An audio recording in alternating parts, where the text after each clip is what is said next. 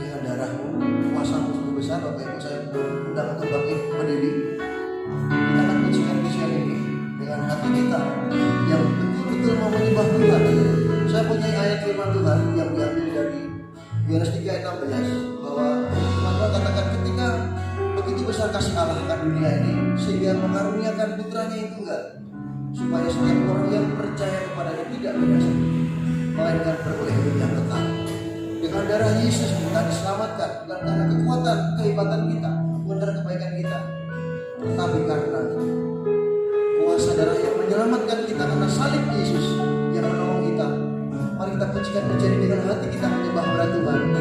Kuasa-Mu sungguh besar dengan darah-Mu. Dengan darah-Mu yang kudus, Kau buktikan kasih terbesar itu. Pengorbanan termulia, Kau mati bagiku, dan selamatkan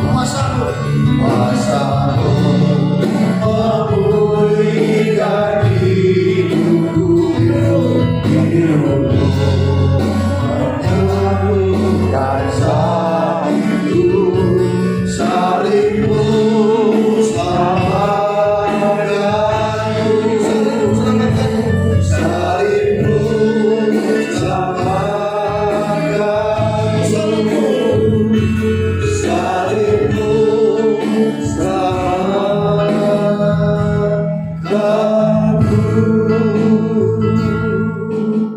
kasih Tuhan, Engkau sudah menuntun langkah perjalanan kami dari rumah kami sampai ke tempat ini Tuhan. Ini adalah panggilan penyertaan Tuhan yang Tuhan nyatakan kepada kami, sehingga kami bisa datang kepada Tuhan. Kami bisa menaikkan pujian kami bisa belajar bersama-sama dengan firman Tuhan, bahkan kami bersama-sama menaikkan doa kami kepada-Mu. Terima kasih Tuhan atas pimpinan dan penyertaan Tuhan dalam setiap kehidupan kami. Dan Tuhan, pada pagi ini kami akan memulai ibadah kami. Tuhan menolong kami, Tuhan memberkati ibadah kami. Tuhan pakai kami semua sebagai pekerja-pekerja Tuhan di tempat ini, sebagai anak-anak Tuhan yang mengaku percaya di hadapan Tuhan. Biarlah Tuhan memberkati ibadah kami ini. Tuhan memimpin ibadah kami dari awal pertengahan hingga akhirnya menjadi rupa yang harum dalam kehidupan kami di hadapan Tuhan. Terima kasih Tuhan Yesus. Kami serahkan sepenuhnya ibadah pagi ini ke dalam tangan kuasa Tuhan. Di dalam nama Tuhan Yesus Kristus kami berdoa dan mengucap syukur. Haleluya. Amin. Bapak Ibu kembali, kita akan pujikan pujian Aku Bertekad 130. Pujian ini kita gantian Bapak Ibu ya. Nanti yang pertama tidak usah sampai ref, tapi langsung Aku Bertekad sampai dengan surga terang ya. Kemudian nanti kelompok pria yang merasakan pria kita pujian nomor 2. Kemudian yang ketiga kamu ibu-ibu. Kemudian yang keempat dan kelima kita akan pujikan utuh ya. 4 utuh, 5 utuh. Jadi yang pertama 1, 2, 3 pertama sama-sama, kedua kaum pria, kemudian yang ketiga ibu-ibu, kemudian sampai dengan ref selesai, kemudian yang keempat utuh bersama-sama, dan kelima utuh bersama-sama. Mari kita pujikan Aku Bertekad.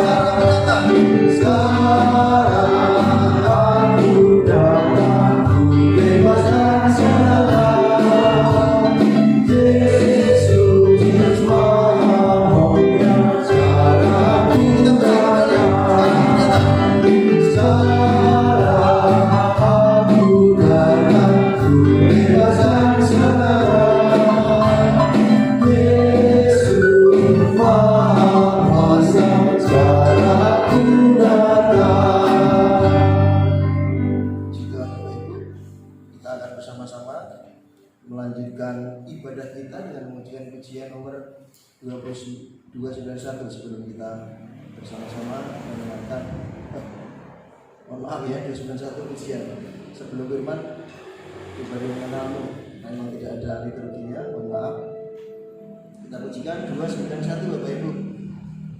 Pujian 291 Mari kumpulkan sambil kita memberikan persembahan ke Tuhan yang terbaik dalam setiap kehidupan kita. Mari kita pujikan pujian mari kumpulkan sambil kantong persembahan didengarkan. Nanti saya minta yang gampang Mbak Ella aja ya, mengenalkan persembahan. Kita pujikan 291, mari kumpulkan.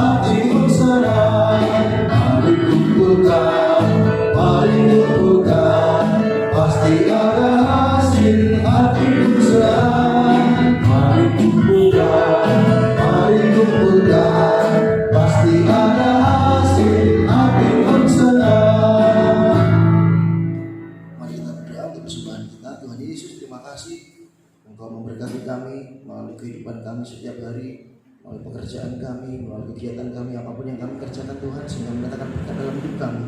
Dan pada pagi ini Tuhan, kami bisa memberikan persembahan untuk Tuhan di tempat ini. Tuhan memberkati persembahan yang kami berikan untuk Tuhan menjadi pekerjaan yang baik buat pekerjaan Tuhan di tempat ini. Tuhan juga memberkati tangan-tangan Tuhan, anak-anak-Mu yang memberikan persembahan dengan segala kerelaan hati mereka. Tuhan memberkati mereka. Bahkan Tuhan memberkati tidak pernah kekurangan ketika mereka memberikan untuk Tuhan. Kami juga berdoa Tuhan buat anak-anak-Mu yang saat ini mungkin belum bisa memberikan persembahan untuk Tuhan. Tuhan juga memberkati mereka. Tuhan juga menolong mereka sehingga dari waktu Tuhan mereka akan bisa memberikan persembahan yang terbaik untuk Tuhan. Kami menyerahkan Tuhan persembahan ini sepenuhnya, seutuhnya ke dalam tangan kasih Tuhan. Tuhan menolong, Tuhan memberkati persembahan ini. Di dalam nama Tuhan Yesus kami berdoa dan mengucap syukur. Haleluya. Amin. Bapak Ibu, kita akan menyanyikan kembali pujian Hanya Engkau Yang Mengenal Pribadiku. Itu pujian itu diambil dari kitab 1 Samuel 16 ayat 7 Bapak Ibu. Itu adalah ungkapan seorang yang sungguh sangat luar biasa bahwa Tuhan melihat hati anak-anaknya, bagaimana ia mau melayani Tuhan dengan penuh hati. Tuhan tidak pernah melihat perawakan, tapi Tuhan melihat hati. Tuhan tidak pernah melihat siapa. Dia seorang tentara, dia seorang pendeta, dia seorang pekerja apapun, tidak pernah dilihat. Yang dilihat adalah hati anak-anak Tuhan yang mau setia kepada Tuhan. Bapak Ibu, mari kita pujikan dengan hati kita bahwa hanya Tuhan yang sanggup melihat hati kita. Dan tentunya semua untuk kemuliaan bagi nama Tuhan. Mari kita pujikan pribadi yang mengenal.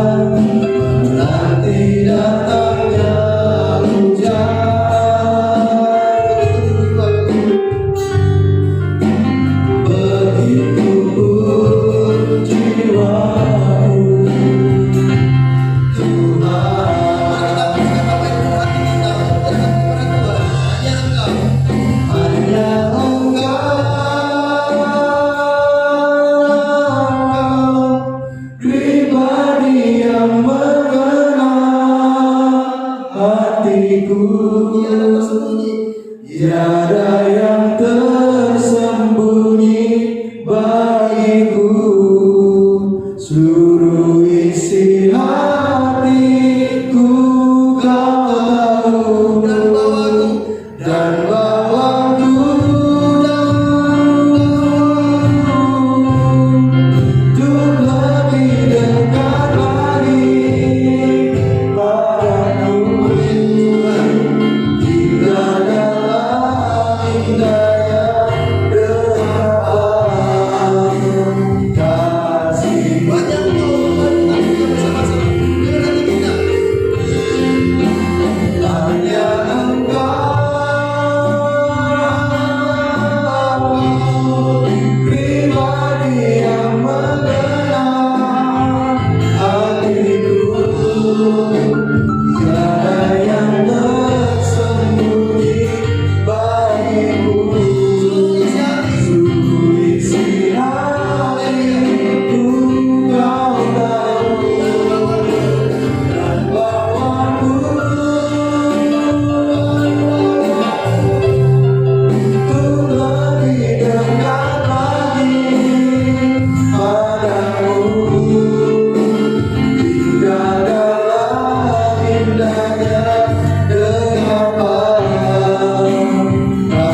kasih-Mu. Tinggal dalam indahnya Tinggal dalam indahnya dekapan kasih-Mu. tinggal dalam indahnya Tinggal dalam indahnya dekapan kasih-Mu.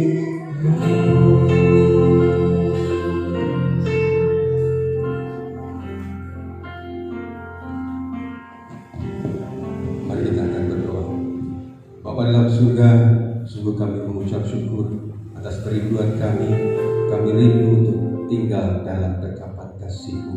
Ketika kami belajar, ketika kami merenungkan firman Engkau, biarlah Tuhan Roh Kudus yang taruh hikmat kepada kami semua, sehingga kami boleh mengerti dan memahami, dan kami semakin dekat dengan suara Tuhan, dan kami semakin menjadi anak-anak yang mampu untuk melakukan akan firman sekarang dan selama-lamanya.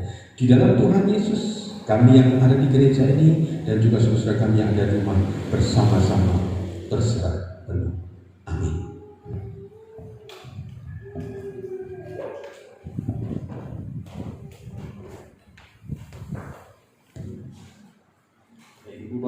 saudara sekalian yang terkasih di dalam Tuhan, pada pagi hari ini firman Tuhan diambil di dalam Kisah Para Rasul. Kisah Para Rasul 11 ayat 19 sampai dengan ayat yang ke-26. Mari kita akan membaca bersama-sama khusus ayat yang ke-26 ya. Kisah Para Rasul 11. Nanti kita akan melihat ayat 9 sampai ayat 26. Kita akan membaca bersama-sama khusus ayat yang ke-26. Sudah ketemu? Mari kita akan membaca bersama-sama 3-4. Karena mereka tinggal bersama-sama dengan jemaat itu 1 tahun lamanya, sambil mengajar banyak orang. Di Antiokhia lah murid-murid itu untuk pertama kalinya disebut Kristen. Nah, ibu bapak dan saudara sekalian yang terkasih, ketika kita nanti melihat apa yang terjadi setelah saudara kita terkasih Stefanus dibunuh pada waktu itu, mulai dikatakan sementara itu banyak saudara-saudara telah tersebar karena penganiayaan yang timbul sesudah Stefanus dihukum mati. Mereka tersebar sampai ke Venesia, Siprus, dan Antiokhia.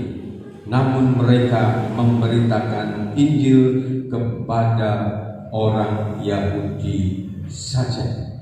Nah, ibu bapak dan saudara sekalian yang terkasih di dalam Tuhan, pada saat ini ketika kita berdiskusi, kemarin ada seorang hamba Tuhan, wah ini sekarang kita sedang diserang oleh iblis. Saya pikir ini ada sesuatu yang luar biasa mungkin. Kenapa sekarang kita harus beribadah secara singkat katanya? Karena iblis senang kalau kita ini nanti semakin sedikit waktu untuk memuliakan Tuhan. Ya, sebetulnya saya katakan kita berhikmat saja Pak Pendeta, karena memang situasi dan kondisinya seperti sekarang ini. Jadi pemerintah sebetulnya tidak melarang kalau tidak situasi dan kondisi seperti ini. Kita boleh tetap beribadah, ya. Tetapi dipersingkat karena apa? Dikhawatirkan ya situasi dan kondisi tidak memungkinkan. Nah, ibu bapak, bagaimana pada waktu itu murid-murid Tuhan Yesus diperhadapkan ketika hambanya pada waktu itu Stefanus dihukum mati? Kalau kita melihat ternyata ada sesuatu yang luar biasa di balik segi positifnya itu, ketika mereka dalam penganiayaan di situ dikatakan, dan sesudah itu maka dikatakan mereka akhirnya menyebar. Ada yang mengatakan ini karena takut atau karena apa, tetapi yang jelas adalah sampailah mereka ke Venesia, ke Siprus, dan Antiokhia. Jadi segala sesuatu, saya sering mengatakan, mari kita senantiasa memandang segala sesuatu dengan positive thinking. Mesti ada sesuatu di balik itu semuanya. Dalam masa pandemi orang mengatakan, aduh masanya kok sekarang sulit. Ternyata kita diperhadapkan untuk bahasanya melatih pikiran kita, akhirnya kita bisa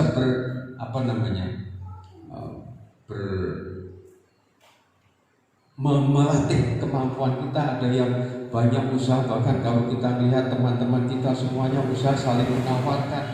Dulu padahal tidak bisa loh usaha seperti itu, ternyata sekarang bisa. Dari segala lini mereka bisa berusaha. Jadi ibu bapak, kembali kepada firman Tuhan, pada waktu itu murid-murid Tuhan dengan keadaan teraniaya, tertekan, akhirnya mereka menyebar. Tetapi justru disinilah kita melihat bagaimana ketika mereka sampai ke tempat-tempat yang lain, ternyata disitulah Tuhan berkarya untuk mewartakan akan kasih Kristus, untuk mewartakan akan Injil Kristus, untuk mewartakan akan keselamatan di dalam Tuhan Yesus Kristus. Akhirnya terjadi penyebaran akan kesaksian mereka.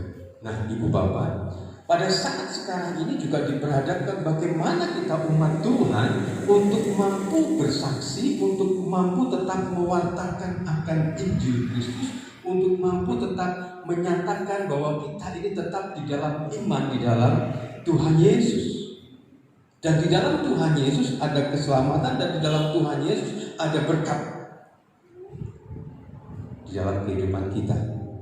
Jadi poin di sini kita akan melihat bagaimana umat Tuhan dalam keadaan seperti itu tetap mampu memberitakan Injil, mewartakan keselamatan, menyampaikan kabar sukacita, menjadi firman yang terbuka. Jadi kalau sekarang kemarin kita ada grup di kota ini, ya, amal dari berbagai lini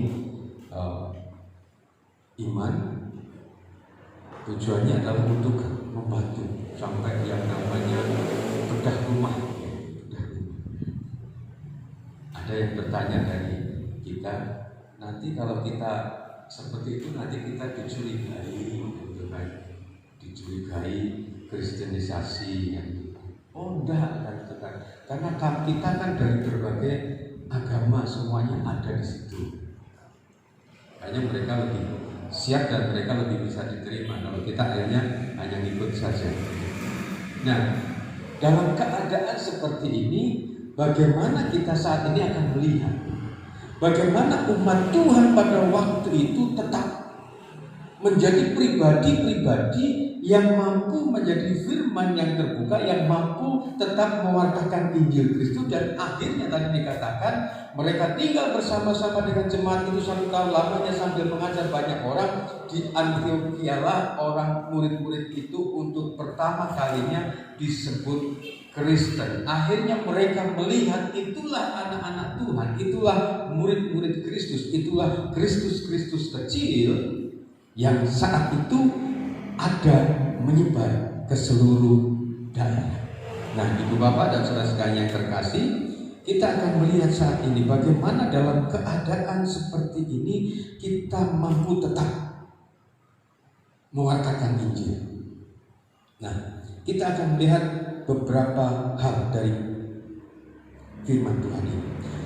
Dikatakan, akan tetapi di antara mereka ada beberapa orang Siprus, ada orang Kirene yang tiba di Antiokhia dan berkata-kata juga kepada orang-orang Yunani dan memberitakan Injil bahwa Yesus adalah Tuhan. Dan tangan Tuhan menyertai mereka dan sejumlah besar orang menjadi percaya dan berbalik kepada Tuhan. Kita akan melihat yang berikutnya adalah bagaimana ketika murid-murid Tuhan pada waktu itu tetap dalam keadaan apapun mereka mampu, mereka mau mewartakan Injil Kristus, dan di situ akhirnya mereka mendapatkan hikmat untuk bersaksi. Jadi yang pertama kita akan lihat adalah bagaimana kita mendapatkan hikmat untuk bersaksi. Ketika di Magelang ini ada beberapa gereja. Dikatakan di Magelang ada berapa gereja? Ada 38 gereja. Wah, kok banyak banget. Banyak yang kecil-kecil juga banyak, yang baru-baru ini juga banyak. Bahkan satu denominasi ada 4 gitu kan. Saya ingin mengatakan ini panggilannya ini benar-benar panggilan untuk menjadi hamba Tuhan atau panggilan yang bagaimana. Akhirnya yang 2 ini dia mengatakan, Pak Pendeta, kandang saya tak buka. Kok dibuka gimana loh? Sudah tak buka, terserah semua mau kemana. Loh lah gimana? Kita tidak boleh disekat-sekat oleh tembok-tembok. Dan dapat aliran di mana? Tembok-tembok kita itu tidak menyekat-nyekat kamu dari aliran mana tidak. Tetapi dari tembok-tembok gereja ini kita di dalam arti di sini kitalah bergereja, kitalah di sini dalam arti bersekutu bersama-sama, dan disitulah kita akan dilayani bersama-sama, dan disitulah kita akan bersama-sama memuliakan Tuhan. Dan kita sebagai satu tubuh dari gereja ini ke gereja itu, ke gereja yang itu dan sebagainya, kita ini satu tubuh, tidak ada yang beda-beda. Tidak, sudah tak buka dalam arti sudah. Dan yang satu kemarin menyatakan, kami menyatakan tutup jemaat mau kemana. Jadi bagaimana Ibu kita berhikmat untuk bersaksi. Kita hidup dalam segala lini kehidupan kita, dalam segala lini pekerjaan kita, bagaimana kita mampu untuk bersaksi dan menjadi seorang hamba Tuhan itu di dalam gereja baptis itu adalah suatu panggilan. Jadi ketika masuk ke STB nanti disitulah kita akan terseleksi secara awal, panggilan atau tidak. Nah, hikmat bersaksi di situ dikatakan kita bisa melihat. Pertama-tama pada waktu itu dikatakan bahwa namun mereka memberitakan Injil kepada orang Yahudi saja. Ternyata pada waktu itu murid-murid Tuhan diberikan hikmat oleh Tuhan, karena di situ dikatakan dan tangan Tuhan menyertai mereka. Jadi ketika kita bersaksi, jangan sampai akhirnya kita dalam arti adalah bersaksi yang tanpa hikmat. Kita tahu peristiwa di Temanggung. Akhirnya geger Temanggung itu gara-gara saking pokoknya bersaksi, akhirnya dia bersaksi di tempat saudara kita sepupu pada saat di mana dia kalau akhirnya itu dari awal situ akhirnya jadi ramai sih kantor pengadilan di ya tahun berapa itu lupa. Jadi yang saya kenapa? Karena kita berpikir yang bersaksi tapi harus berhikmat gitu kan. Kalau kita datang ke situ bersaksi di mana bola di kelurahan kan. Jadi bersaksi. Pada saat itu murid-murid hanya dikatakan kepada orang Yahudi saja. Karena keadaan, situasi dan kondisi, kita juga harus berhikmat bagaimana kita menyaksikan Injil Kristus, menyaksikan keselamatan itu kepada siapa, di mana, dan kapan. Jadi kita harus minta hikmat dari Tuhan. Yang berikutnya, hikmat bersaksi akhirnya bisa dikatakan di situ bagaimana akhirnya berkata-kata juga kepada orang-orang Yunani. Jadi akhirnya ketika situasi dan kondisi, maka akhirnya mereka mewartakan Injil bukan hanya kepada orang Yahudi saja, tapi juga kepada orang lain. Dalam arti bagaimana ketika di mana kita harus bersaksi, kepada siapa kita bersaksi, siapa di mana kita bisa.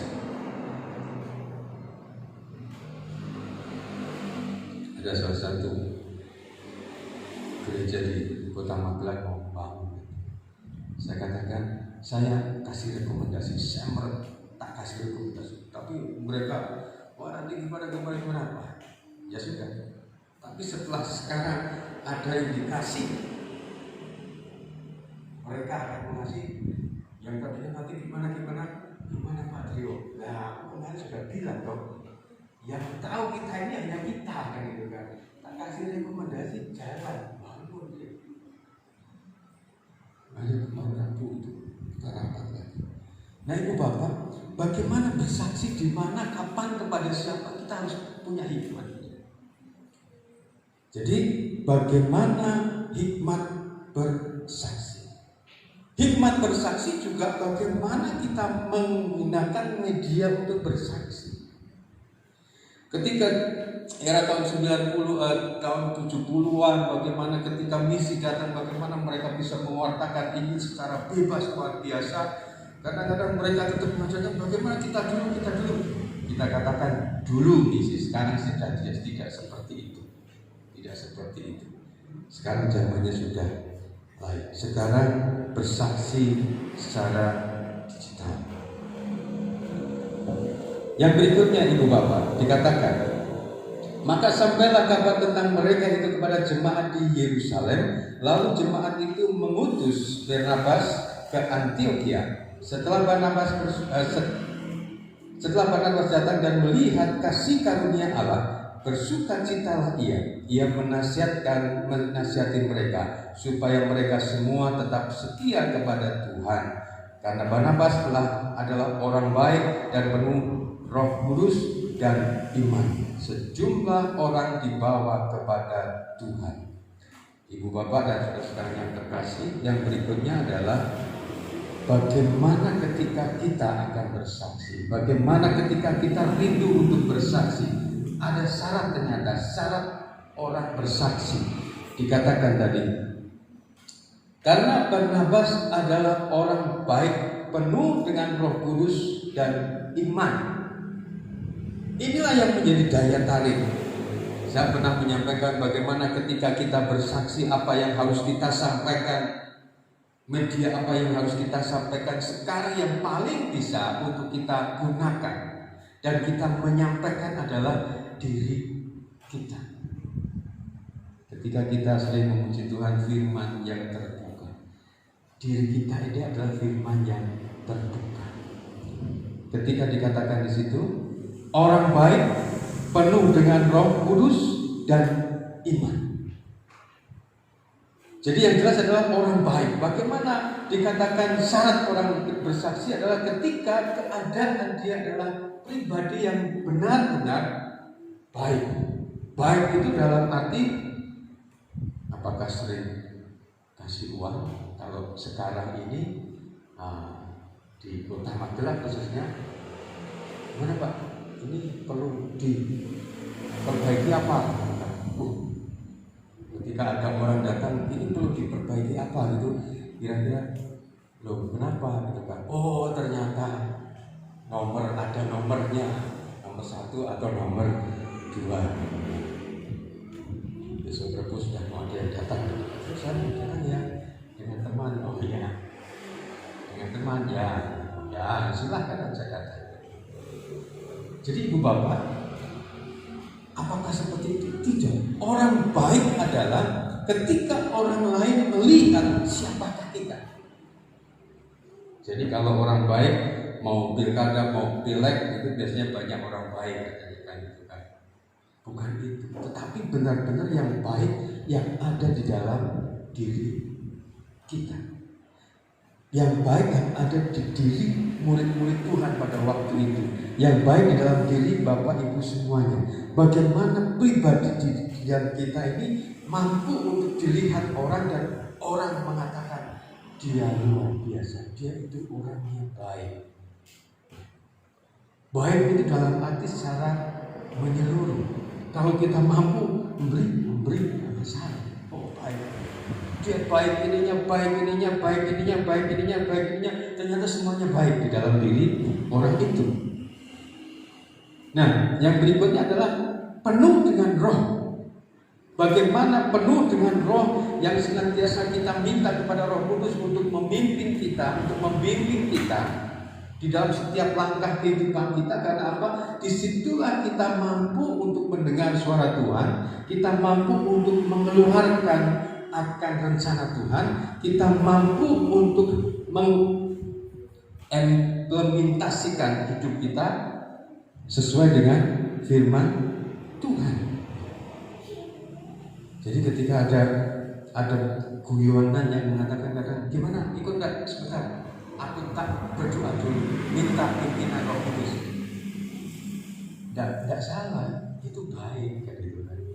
Oh ya gimana?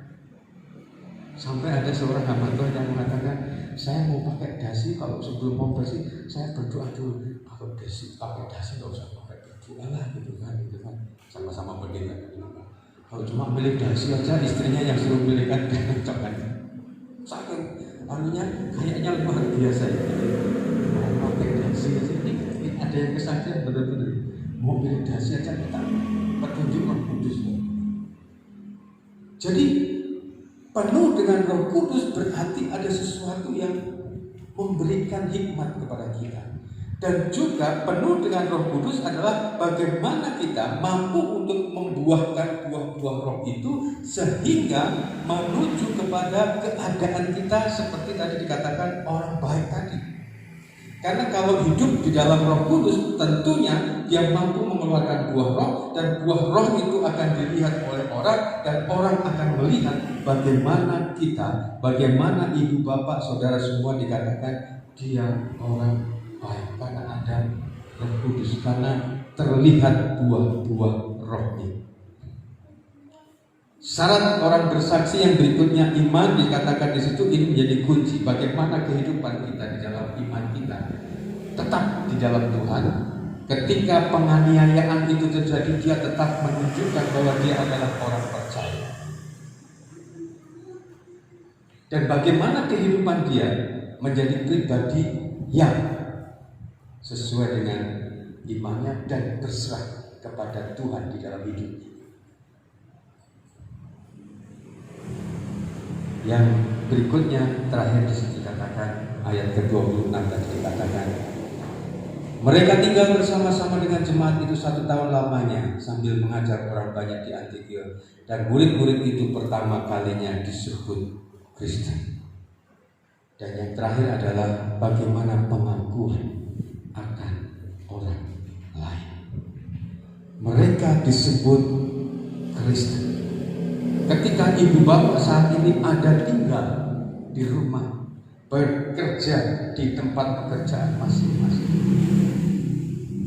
mereka ibu bapak ada di tempat yang berbeda dengan kita. Kita tidak satu tempat. Disinilah saatnya mari kita bersama-sama menjadi pribadi-pribadi yang tadi seperti yang poin pertama adalah kita minta hikmat kepada Tuhan. Ada rencana apa untuk kita? Kita ada di tempat yang menyebar seperti hanya murid-murid Tuhan pada waktu itu. Pasti Tuhan punya rencana untuk ibu bapak saudara semua saat ini ada di tempat yang menyebar. Saya katakan jemaat Cemara 7 ini dulu dari Temanggung sampai Kabupaten Magelang, jaraknya 20 kilo sampai 15 kilo, berjauhan. Tuhan punya rencana pasti. Minta hikmat kepada Tuhan. Dan bagaimana kita menjadi pribadi-pribadi yang menjadi pribadi seperti yang dikatakan syarat orang bersaksi. Kita menjadi pribadi-pribadi yang baik, penuh dengan Roh Kudus, dengan iman yang kuat. Ketika ibu bapak tadi berangkat ke gereja, orang melihat, oh, mau ke gereja Bu? Ya, luar biasa. Jauh Bu, alah situasi seperti ini, kami mau ke gereja.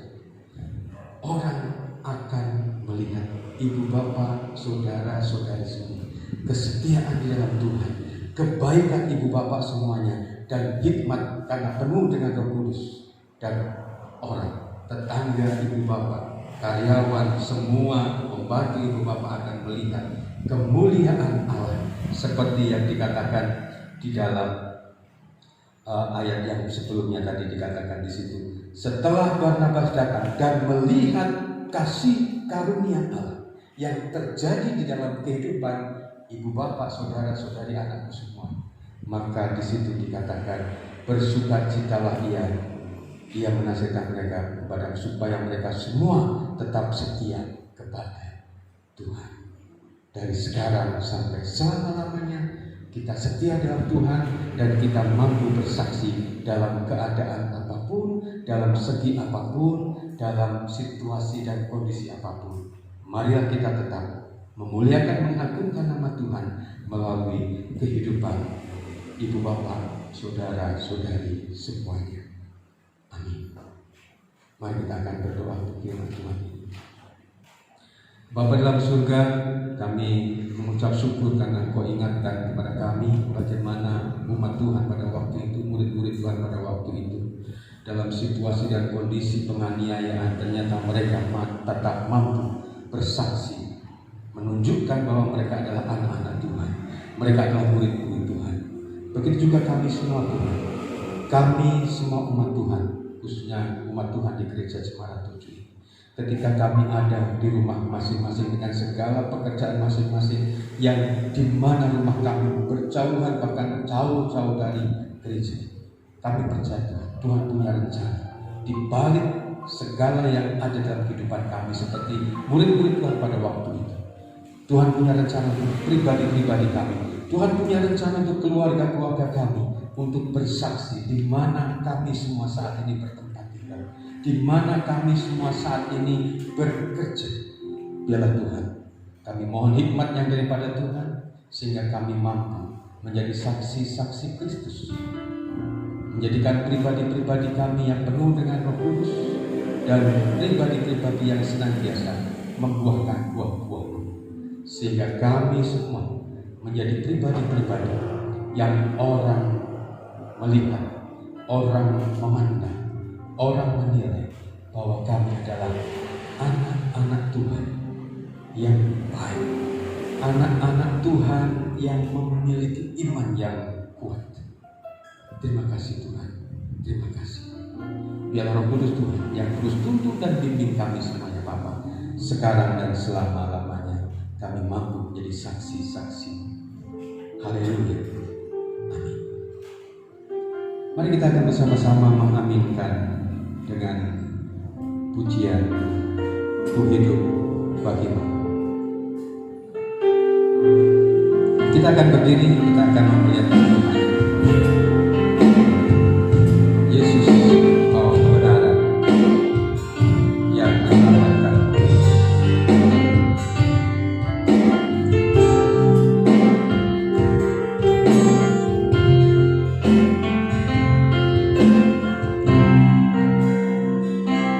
Yesus Kau kebenaran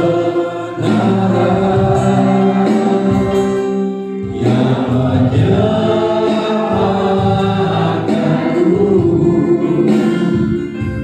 Kau memberikanku hidup dan pengharapan.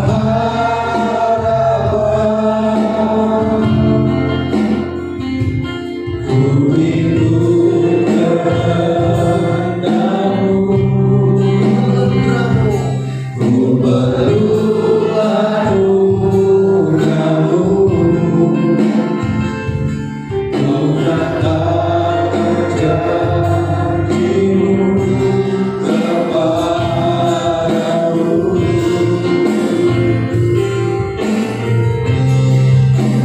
Kalau ku hidup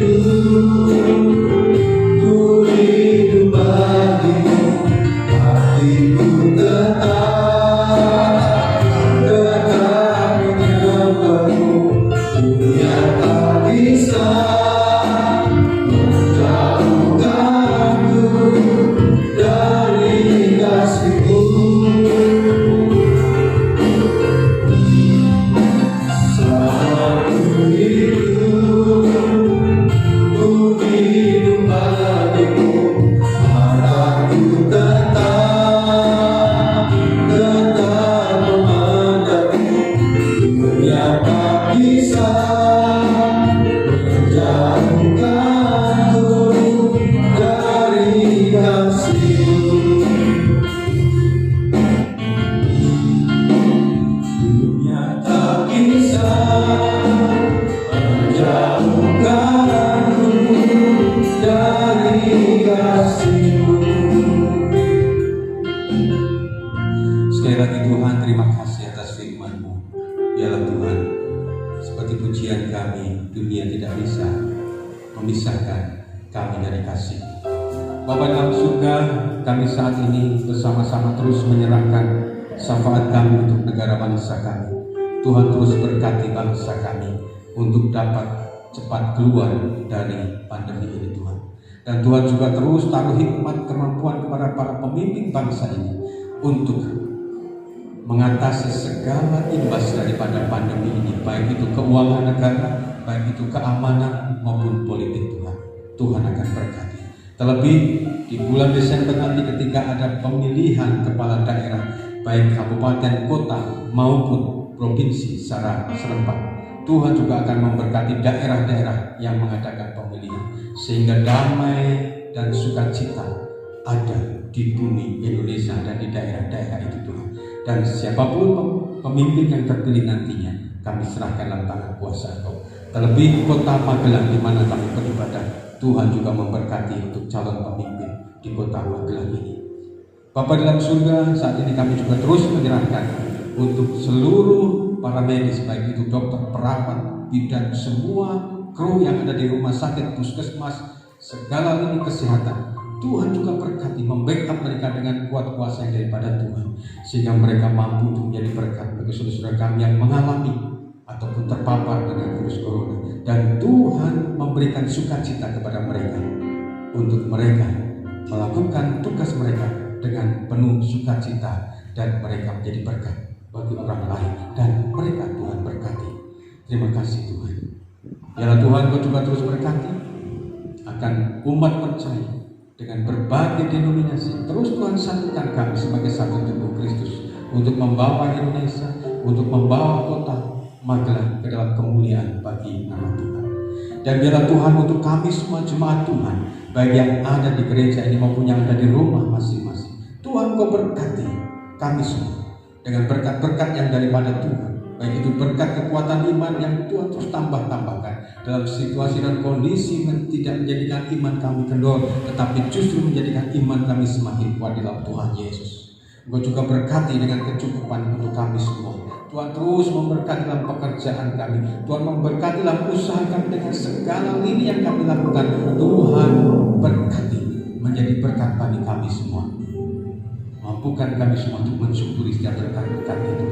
Berkati dengan keluarga-keluarga yang ada Tuhan. Biarlah situasi dan kondisi ini menjadikan keluarga-keluarga kami semakin dekat satu dengan yang lainnya, sehingga nama Tuhan kami agung muliakan, dan kami semua mengalami sukacita ilahi di dalam keluarga-keluarga saudara-saudara kami ini semua ya Bapa.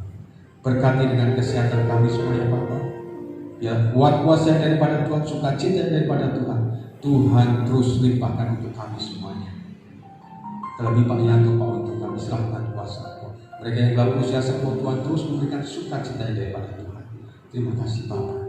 Kau juga berkati Tuhan akan generasi penerus gereja, baik itu anak-anak, remaja, pemuda, pemudi, balita. Tuhan berkati khususnya balita dalam pertumbuhan tubuh jasmaninya.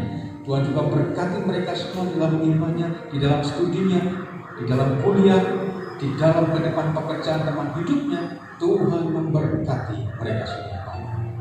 Dan biar Tuhan, kalau di antara kami saat ini ada pergumulan, ada beban, permasalahan, ada kerinduan, kami hanya berserah ke dalam tangan kuasa. Bila pertolongan yang daripada Tuhan, kekuatan yang daripada Tuhan, hikmat yang daripada Tuhan, Tuhan berikan untuk kami semua, sehingga kami boleh keluar dari permasalahan, dan kami boleh menjalani semuanya itu dengan kasih penyertaan berkat yang daripada Tuhan. Terima kasih Bapa dalam surga, terima kasih.